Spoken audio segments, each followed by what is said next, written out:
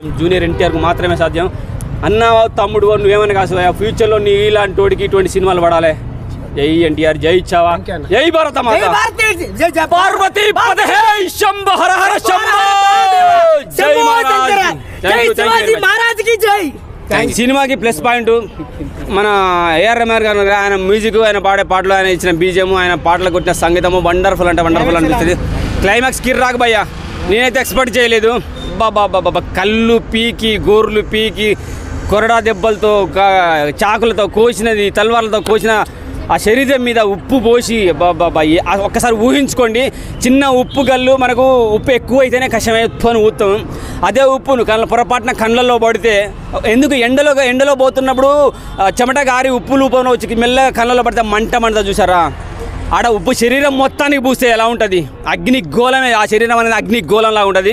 So ఆ అగ్నిగోళాన్ని కూడా తట్టుకొని నిలబడి కళ్ళు పీకుతున్న ఓపికతో నిలబడ్డాడంటే ఛత్రపతి శివాజీ కొడుకు, మరో ఛత్రపతి సంభాజీ అనమాట. సో మరో ఛత్రపతి సంభాజీ కూడా ఇంకో ఛత్రపతి పుట్టాడు. అది ఫ్యూచర్లో నాకు తెలిసి పార్ట్ 2 వస్తే బాగుంటుంది. హిందూ ధర్మం గురించి ఎక్కడ వ్యతిరేకత లేదండి, ముస్లింల గురించి ఎక్కడ వ్యతిరేకత ఎక్కడ సినిమాలో అయితే లేదు. కలిసిమెలిసి ఉండాలనే చూపించారు. ఛత్రపతి శివాజీ కొడుకు ఛత్రపతి సంభాజీ కూడా అదే మాట చెప్పాడు. ఆ డైలాగులు కూడా పడ్డాయి. కావాలని కొంతమంది వ్యతిరేకత ఉంది అంటున్నారు. ముస్లింలు అయినా సరే, హిందువులైనా సరే, ఎక్కడ వ్యతిరేకత లేదండి. వీళ్ళని చెప్తాడు, ముస్లింగా మారిపో, నీకు కావాల్సింది అందిస్తాము, నీకు కావాల్సిన రాజ్యాన్ని నీకు ఇస్తామని. అదే సమయంలో ఛత్రపతి సంభాజీ చెప్తాడు, నువ్వు ముస్లింలుగా ఎలా ఉన్నావో అలాగే ఉండు, మాలో కలిసిపో, భారత రాజ్యంలో కలిపో, మరాఠాలో కలిసిపో అన్నాడు. కానీ నీ మతాన్ని మార్చుకోకు, నువ్వు ఎలా ఉండాలనుకుంటావు అలాగే ఉండు అన్నాడు. అదే హిందూ ధర్మం పరవరు, అదే శక్తి, అదే శాంతి మంత్రాన్ని పోషించే భారత మాత బిడ్డల శక్తి, యుక్తి, వాళ్ళ ఉపాయాలు కూడా అవే. విడగొట్టాలనే ఉద్దేశాలు ఎక్కడ చూపించలేదు. దయచేసి బయట మీడియా అయినా, పబ్లిక్ అయినా, ప్రెస్ అయినా, ఎవరైనా సరే విడగొట్టాలనే మాటలు మాట్లాడొద్దని నేను కోరుకుంటున్నాను. ఖచ్చితంగా తెలుగులో హిట్ అవుతుంది భయ్యా. వండర్ఫుల్ పోయింది. హిందీ కంటే తెలుగు రాష్ట్రాలు తక్కువగా ఉండటం వల్ల కలెక్షన్ పరంగా తక్కువగా వస్తుందేమో. కానీ ఇంకోటి ఏంటంటే, హిందీ కలెక్షన్లకు ప్లస్ పాయింట్ ఏంటంటే, మన తెలుగు రాష్ట్రాల్లో ఉండే తెలుగు పబ్లిక్ కూడా, మన హిందీలో హైదరాబాద్లో ఉండే పబ్లిక్ కూడా హిందీ, తెలుగు, ఉర్దూ అన్నీ కలిపి మాట్లాడతారు. కాబట్టి వాళ్ళు ముందే చూసేశారు, ఎందుకంటే తెలుగులో వస్తుందో రాదు అనుకున్నారు. వండర్ఫుల్. హిందీలో ఇంకా వేరే యాక్టర్ అయితే ఎవరు పనికిరారు భయ్య. ఒకవేళ తెలుగులో మనం ఊహించుకుంటే రామ్ చరణ్, లేదంటే ఎన్టీఆర్, ప్రభాస్, వీళ్ళు మాత్రం చేయగలరు. హిందీలో ఇంకా నేనైతే ఎవరిని ఊహించుకోలేని అడుగుతున్నారు. సల్మాన్ ఖాన్, షారూక్ ఖాన్ ఎవరికి సెట్ కష్టం భయ్య. ఎందుకంటే ఆ డైలాగులు వాళ్ళే చెప్పగలరు, వీళ్ళే చెప్పగలరు, వీళ్ళే చేయగలరు. ప్రభాస్, రామ్ చరణ్, ఎన్టీఆర్ వీళ్ళు ముగ్గురే ఖచ్చితంగా సెట్ అవుతారు. అల్లు అర్జున్ పుష్ప కొట్టిందిగా భయ్య, చాలు మాకు చాలు. మస్తు వండర్ఫుల్ మూవీ. సరిపోయింది. కాకపోతే ఏంటంటే మనం ఊహించేసుకున్నాం ఎన్టీఆర్ అని.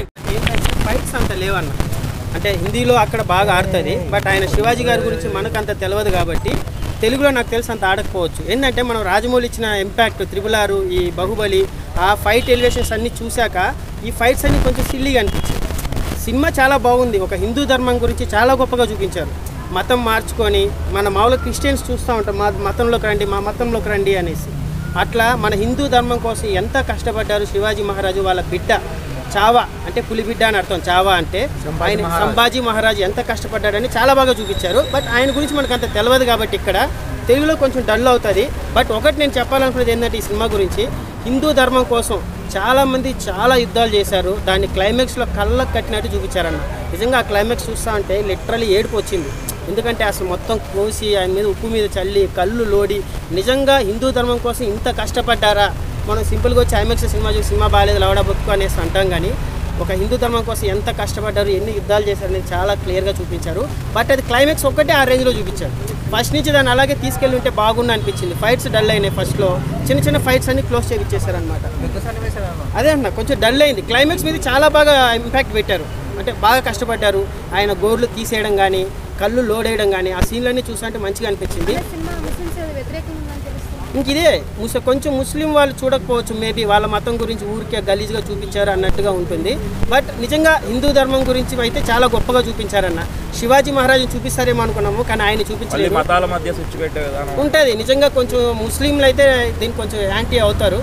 బట్ సినిమా చూసినాక తెలుగులో ఎలా ఉంది అంటే, తెలుగులో మేబీ హిందీలో ఆడినంత గొప్పగా అయితే ఆడదన్న. ఎందుకంటే మన రాజమౌళి ఇచ్చిన ఇంపాక్ట్, ఆ ఫైట్లో ఆ ఎలివేషన్స్ చూశాక సరిపోవట్లేదన్న. క్లైమాక్స్ బాగుంది, అది కూడా హిందూ ధర్మం గురించి. నేను ఒకటే పాయింట్ చెప్తాను మన తెలుగు వాళ్ళకి, అసలు హిందూ ధర్మం గురించి మళ్ళీ క్రిస్టియన్లోకి వెళ్ళిపోతా, ముస్లింలో కలిసిపోతాను అన్న వాళ్ళు ఒకసారి ఈ సినిమా చూడండి. లేదు విక్కీ కౌశల్ చాలా బాగా చేశాడు. మన తెలుగులో అయితే ఇది ఎవరికి సెట్ అవుతుంది అంటే అందరూ తోపులే ఉన్నారు.